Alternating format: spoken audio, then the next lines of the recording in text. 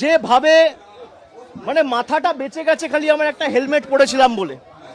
আমার এখানে যারা সহকর্মীরা ছিল এরা বুদ্ধি খাটিয়ে একটা হেলমেট দুটো হেলমেট জোগাড় করে রেখেছিল, বললো দাদা এটা মাথায় পরে নিন। আপনি দেখুন আমার জামা কাপড়ের অবস্থা, 15 বছর চশমা ভেঙে দিয়েছে, ঘড়ি টড়ি প্রায় একদম ছিঁড়ে, বেল্ট টেল্ট সব ছিঁড়ে দিয়েছে। পুলিশ নেই। আমি সংবাদ মাধ্যমের প্রতিনিধিদের বলবো যে এই প্রশ্নগুলোই আপনাদের তোলা উচিত।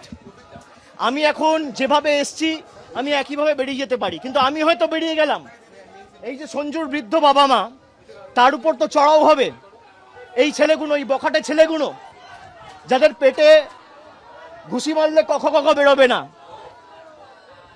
আমাকে বাইরে থেকে স্লোগান দিচ্ছে চোর, আর বাংলার বর্তমান মুখ্যমন্ত্রীকে নির্লজ্জ দোকান কাটার মতো হাত বার করে টিভির পর্দায় 5 লক্ষ টাকা ঘুষ নিতে দেখা গেছে। বাংলার কোনো মুখ্যমন্ত্রীকে টিভির পর্দায় আজ পর্যন্ত স্বাধীনতার পর এইভাবে নির্লজ্জভাবে কেউ টাকা নিতে দেখেনি। একমাত্র এই বিজেপির মুখ্যমন্ত্রী বর্তমানে, যিনি চুরি জোচ্চুরি করে মুখ্যমন্ত্রী হয়েছে, যার মাথার উপর ইডি সিবিআই কেস ঘুরছে। Sir, we have seen that you also attacked during visit. You are also